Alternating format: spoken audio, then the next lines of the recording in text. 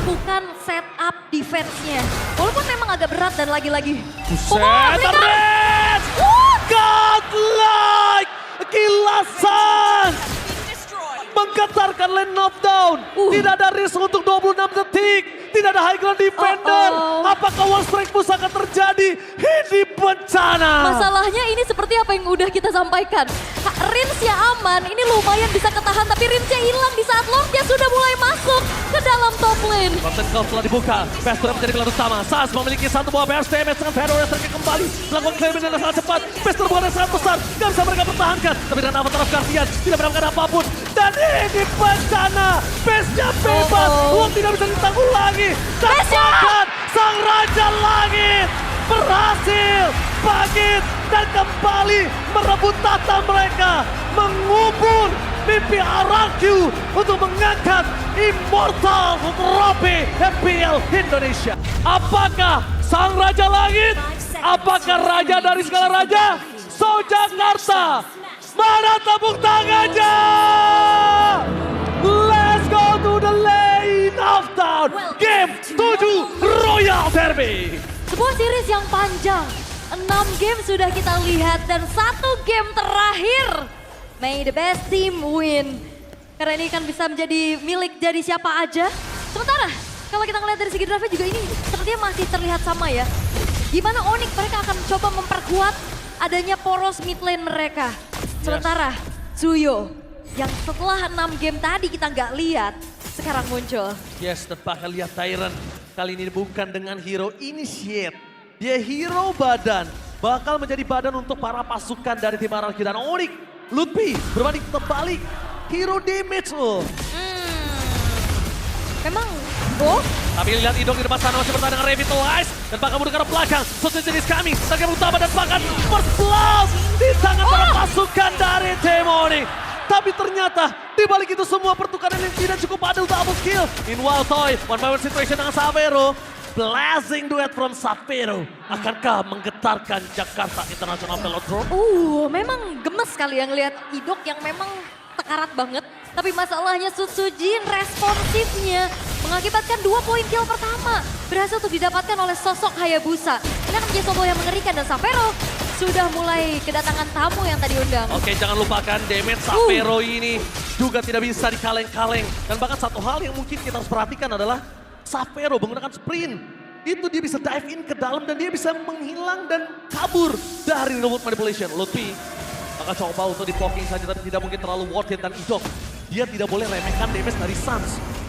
Burst-nya bisa buat dia tenggelam. Iya, masalahnya juga Curse of Row kan ada efek stun ya.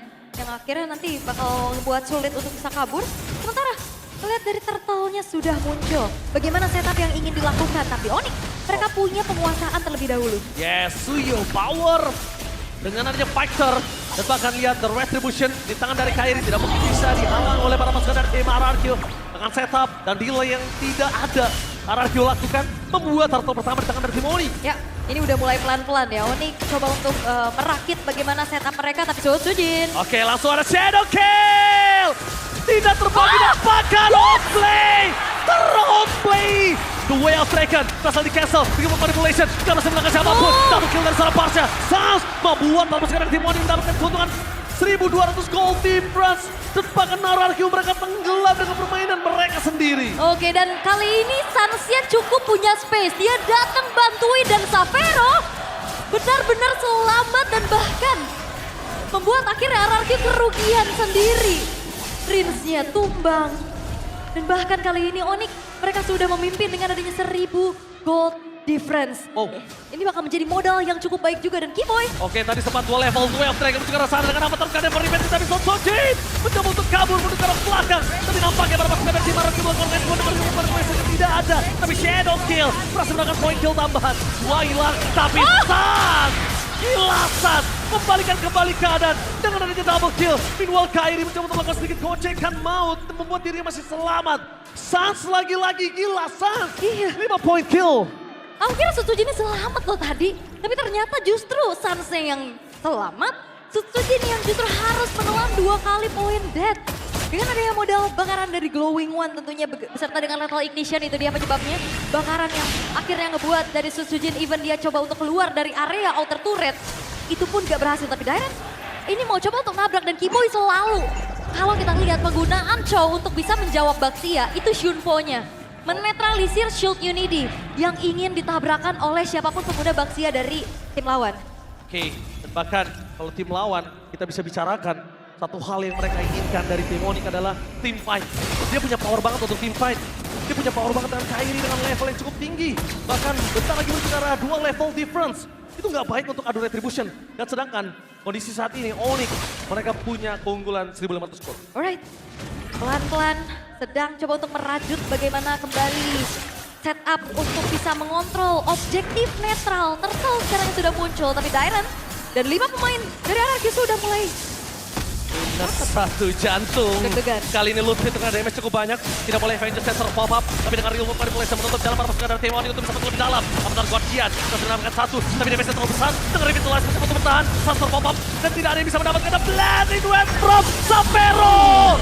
Ternyata tidak bisa berhasil mendapatkan point kill tambahan karena retribusi dari Sutsujin berhasil melakukan 1 turtle. Dari secara belakang ter-take down. Double kill dari seorang Luffy. Dairen tidak ada jalan untuk pulang. Dan bahkan the one last man standing ada di Sutsujin. Wah, Sutsujin memang mendapatkan steal power terhadap turtle-nya.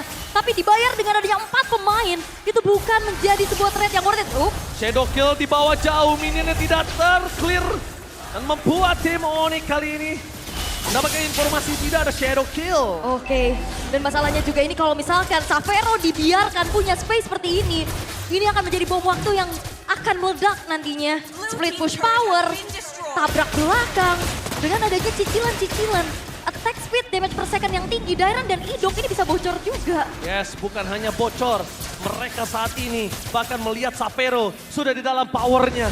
Tidak dengan late game sekali, memang tidak dengan power peak dari Sapero yang mungkin kita lihat biasanya dengan adanya Harit. Tapi lihat cloud-nya. Apakah Sapero kerasukan Paman W? Uncle W. Iya. Ya, apalagi kan ini game terakhir ya. Match point untuk keduanya ini tiap pick demi picknya pun sangat-sangat penting. Penting sekali. Iya, dan ini bukan tanpa alasan pastinya untuk kembali memainkan lane jauhnya. Tabrak belakang terutama Rins yang bisa jadi korbannya juga. Tapi Kiboy harus mundur. Wow, mau tidak mau flicker mereka keluarkan. Menandakan mungkin selanjutnya Turtle yang mungkin ada di tangan Onyx dengan 4.200 gold difference ini masih bisa ditanggulangi. Cuma mereka tidak menemukan jawaban untuk head to head antara Hayabusa dan juga Cloud. Ya. Ini kalau udah ada immortality, Sutsujin akan berat banget nantinya. Bener, Winter Immortal bakal jadi PR. Tapi lagi-lagi untuk RRQ ya, mereka bisa memanfaatkan power dari Toy nantinya untuk arah ke late game untuk di team fight terutama. Karena enak banget nantinya untuk ada combo bersama dengan Rins. Frontline-nya ada Dairen dan Idok. Tinggal gimana cari positioning walaupun lini belakangnya juga cukup terancam. Karena flanking gameplay ataupun outrange dari Farsa ini akan sangat-sangat juga bisa mengganggu di mana positioning dari Toy itu berada. Oke, ditambah lagi Sapero, kita tahu tidak ada yang bisa mengikat dia secara pasti dengan sprint yang dia miliki. Dan Turtle akan didapatkan oleh Kairi, mendapatkan keuntungan yang sangat mahal dengan 4.500 gold difference dan makin termultiply. Makin lebih banyak lagi, makin lebih tinggi lagi gold yang dimiliki dari tim Onyx. Ya, dan lihat ini lane atasnya udah mulai dikontrol oleh Kairi. Sementara Sutsujin sedang mencari celah demi celahnya untuk bisa memperkaya dirinya. Wow. Tapi masalahnya, Toy sekalinya muncul kena Curse of Crow aja dia digertak pasti harus mundur sih. Itu, untung ada awareness dan metal detector yang dia miliki. Oh, di mana keberadaan rumput-rumput ini tuh tidak pernah ada yang aman. Bahaya ya. Karena kita tahu burst damage dari Sans yang sudah dikatakan oleh Aul itu pasti minimal banget. Kalau nggak purify dia tumbang. Opsinya cuma 2, purify apa tumbang. Ini rumput kadang teman dan kadang bukan teman ya. Sekarang kita ngelihat rumput untuk tim RRQ itu nggak ada yang aman. Rumput memang nggak bergoyang tapi bisa mematikan. Iya. Dengan adanya Kiboy dan juga Sans di sana. Itu bisa benar-benar memberikan heart attack untuk RRQ. Rumput tidak bergoyang, belum tentu tidak ada orang. Iya. Terutama Kiboy kan yang punya power untuk bagaimana dia memberikan inisiasi. Dairen, the way of Dragon di following up dengan real world manipulation. Target mereka menuju ke arah Toy. Tapi dengan mencoba untuk menyelamatkan Dairen dengan real world manipulation. Itu the best thing yang bisa dilakukan tim RRQ. Kocil. Tapi Kocil dengan tidak ada the way of Dragon. Para pasukan dari tim Onyx mereka disengage. Oke. RRQ tahu akan hal tersebut. So Sutsujin fokus ke arah Sans. Tidak mau apapun yang terjadi tapi damage-nya terlalu besar. bahkan tidak bisa dilindungi. Kalau misalnya Keyboy masuk lebih dalam lagi, clear minion akan berat. No real world manipulation. Ya ini kena curtain call ya, tadi yang kemudian dari Tsujin nggak bisa bergerak secara leluasa juga. Cuman lihat berapa kali Keyboy ngedodge dari tabrakan shield Unity dengan Shunpo-nya. Barusan juga tadi kita lihat bagaimana dodging yang bisa dilakukan juga, immune yang dilakukan. Sehingga apa yang ingin diharapkan oleh RRQ masih belum berjalan sesuai rencana. Mau buka real manipulation, ditabrak lagi dengan adanya outrage dari Feather Ice Strike. Tadi mau nggak mau, RRQ langsung berbondong-bondong mundur dulu. Soalnya lumayan berbahaya kan kalah damage untuk saat ini. Bahkan dari Kairi, awareness Kairi yang tidak pernah kita pungkiri. Dia berani untuk ngecek, masuk ke dalam bus, rotasinya yang cepat. Ini memang harus diperhatikan. Satu hal yang mungkin tidak bisa didapatkan untuk dari tim RRQ adalah kontes kali ini. Tapi informasi telah didapatkan ada Keyboy di belakang sana. Front to back gaming akan coba dilakukan oleh RRQ dan melepaskan Lord adalah sebuah jawaban Lutfi. Menangkap Tyler bersama dengan Riz. Landing duel from Sapero. Mempura-pura dakar real manipulation. Bahkan mereka berhasil mendapatkan Riz dan juga Tsujin. Tidak ada jawaban dengan adanya Avatar buat Tian. Disengage dengan jawaban yang satu-satunya mereka miliki dari tim RRQ. Disengage is the only answer untuk saat ini. Mereka harus mundur sih, mereka harus bisa menjaga teritori defensif. Karena untuk bicara high ground lumayan lah ada jawaban dari Riz. Oke. Waduh, ini nggak boleh sampai Holy Defense yang tertrigger sih. Dia butuh banget Holy Defense, kita lihat. Curtain call yang on point. Astaga Lutfi untuk RRQ. Alright. Dan kali ini dua base turret dari RRQ sudah mulai terekspos. Mereka harus bisa menjaga teritori defensif mereka juga. Karena Lord ini masih memang yang pertama, tapi secara power clear ini agak sedikit terhambat. Rins memang dia punya area dan juga jarak yang jauh. Tapi secepat apa dia bisa nge-clear Lord dengan damage per second-nya? Iya, betul sekali. Memang dia punya high ground, tapi secepat apa itu sih pertanyaannya. Dan satu, kalau Rins real world manipulation, Suns bakal bebas banget untuk bisa mendapatkan dengan Feather Effect. Dengan adanya dari satu damage turret yang besar, Holy Defense lagi-lagi menyelamatkan RRQ dari base turret dari top lane, tapi Keyboy udah mulai dive in. Zoning out belum terjadi, Koi tidak bisa maksimal. Karena kondisi kali ini dengan 1 point kill saja, Skepticism tidak terlalu punya stack yang tinggi. Ya ini ketahan banget pastinya. 10.000 gold difference tuh. Bener, dan juga gak ada point kill yang bisa diciptakan oleh Toy. Mau coba untuk tabrak, dari tadi bener-bener di-dodge terus-terusan. Sehingga gak ada inisiasi berlebih lagi yang bisa dilakukan oleh RRQ. Tinggal gimana caranya mereka mundur dulu, berharap Onyx juga bisa melakukan defense ataupun mistake nantinya. Yes. Nanti dibalikin keadaannya. Tapi dengan 10.000, berapa mistake yang dibutuhkan oleh RRQ untuk Onyx soalnya? Ini terlalu jauh. Kalau pertanyaan berapa kali mistake, mungkin kita cukup sulit untuk mengkalkulasi tersebut. Tapi berapa lama RRQ bertahan? Itu dia. Itu adalah hal yang paling cepat untuk bisa membuat seperti Rins punya damage untuk poking Keyboy, Toy punya damage, Dairon punya badan. Cuma itu dan Hayabusa juga punya power yang nanti. Tapi Onyx nggak mungkin ngelepasin mid to the late game-nya ke RRQ. Karena 10.000 gold difference. Kalau ini tidak dimanfaatkan, ini memastikan RRQ punya chance tersebut. Ada pergerakan yang coba untuk ingin dilakukan oleh RRQ. Dengan adanya konsil, tapi awareness dari Lutfi yang langsung trigger mundur secara disiplin sehingga akhirnya apa yang coba untuk diupayakan oleh RRQ, mereka urungkan niatnya. Mereka tarik mundur lagi, mereka gencatan senjata untuk bagaimana men-setup defense. Karena kayaknya kalau misalkan kontes di Lord berikutnya, ini agak berat buat RRQ. Jawaban untuk mereka bisa mengatasi Lord selanjutnya, justru belum mereka temukan untuk saat ini. Belum ada. Kita lihat terlalu jauh dari segi adu retribution.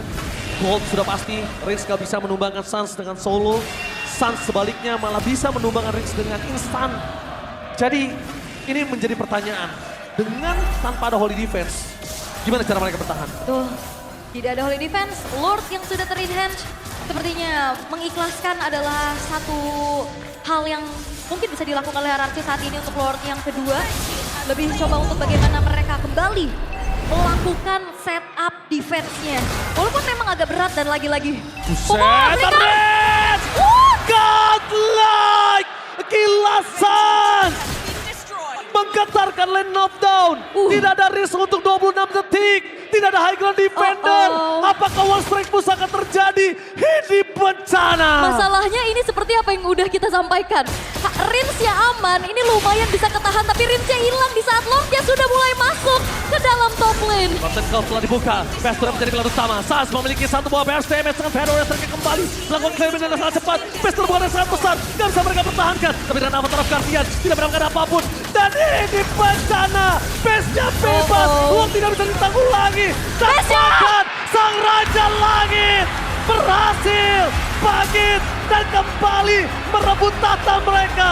Mengubur mimpi RRQ untuk mengangkat Immortal Trophy FPL Indonesia. Pertarungan para raja, tapi tahta masih menjadi milik dari sang Raja Langit yang sudah bangkit. Lagi-lagi, Velodrome menjadi sebuah venue yang cukup menyakitkan untuk RRQ. Raja dari segala raja yang harus tunduk, yang masih belum bisa menggapai bagaimana tingginya langit. My God! No way! RRQ yang hampir saja bangkit dari kubur. Setelah 5 season mereka terkubur, ternyata mereka harus tertunduk lemas. Dan Onyx sang Raja Langit, mereka kembali mendapatkan tahtanya yang pernah tergeser oleh tim Liquid di season sebelumnya. Masih dengan tim, dengan trofi terbanyak, dengan gelar juara terbanyak juga di MPL Indonesia. Kembali lagi, sang Raja Langit mampu membawa pulang mahkota mereka. Oke, lihat 7 game berjalan. Perjuangan keras tim Onyx bounce back, mendapatkan 2 poin di awal. Ternyata buat mereka harus sabar. Sempat ditumbangkan 2 poin kembali. Bounce back game by game. Mereka jajaki